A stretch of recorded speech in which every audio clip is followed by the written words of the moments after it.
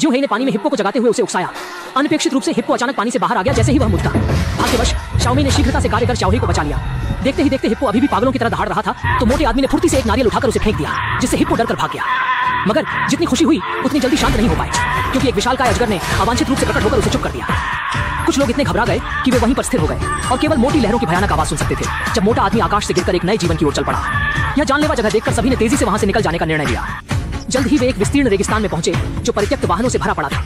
इससे पहले कि वे समझ पाते कि आखिर हुआ क्या है, अचानक दूरी से एक शुतुरमुर्ग जंगली भागता नजर आया, जबकि कई भोजन की योजना बना रहे थे। आश्चर्यजनक रूप से जब भाई कियांग निकट आए तो एक शुतुरमुर्ग ने उन्हें नॉर्थ वेस्ट की दिशा में फेंक दिया और फिर अपने नितंबों को बाहर निकालकर भाग गया। मोटा भेड़िया आकाश से जा गिरा और फिर खून से पुनर्जीवित हो गया, लेकिन जब पीछे मुड़कर देखा तो एक रेत का तूफान 8 किमी प्रति घंटा की गति से उनकी तरफ बढ़ रहा था।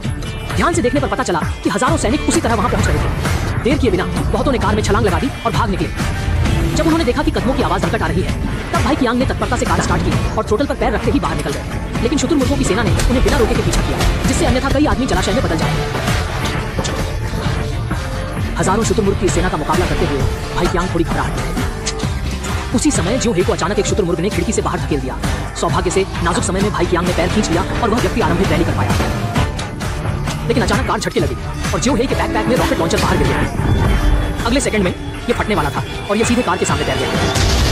इसके बाद ज्योहेई को कार में तेजी से खींचा गया। हालांकि ज्याओटू अभी भी उनका पीछा कर रहा था। वह जबरन एक बड़े भोजन की तलाश में था और गुस्से में भाई कियांग द्वारा हजारों मीटर दूर फेंका गया। दूसरी कार में शाओमी ड्राइवर था, जिसके पास लाइसेंस नहीं था और वह कूदकर हिल से नीचे लुढ़क गया।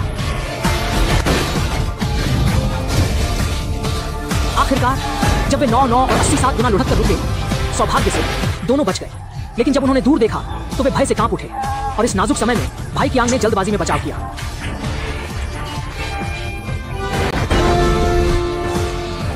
परंतु शुतुरमुर्गों की सेना अभी भी उनके पीछे थी। सामने एक गहरी खाई देखकर शुक्र है कि ज्ञान ने जल्दी से मोड़ा।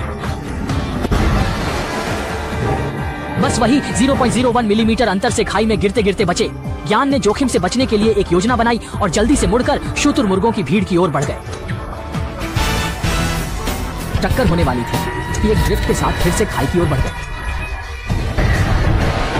फायरबर्ड ने देखा कि चाहने वाला भोजन हाथ से निकल रहा है। परवाह किए बिना पहले लोहे को चोंच मारा। कुछ ही समय में कार सुपर कन्वर्टिबल में बदल गई और ज्ञान परिवार ढलान की ओर दौड़े और अगले सेकंड कार हवा में उछली। फिर भी मारी कुछ ही थी पर वह चूक गई। धमाके के साथ कार सीधा खाई में गिर गई। किंतु भगवान का धन्यवाद है कि सभी लोग कूदकर बच निकले।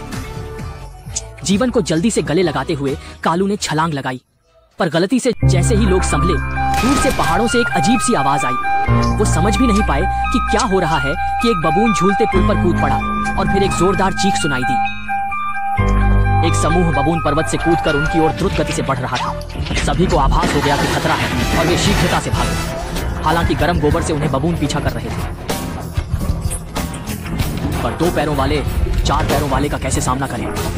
जल्द ही बबून की सेना उन तक पहुंचने वाली थी, लेकिन मीना गलती से झूलते पुल पर भाग गई। मुड़कर देखा तो बड़ा बबून उसके सामने था और मीना कुछ कर पाती इससे पहले ही उसे उठाकर गहरे खड्ड में फेंक दिया। च्यूई आश्चर्यचकित और आतंकित थी।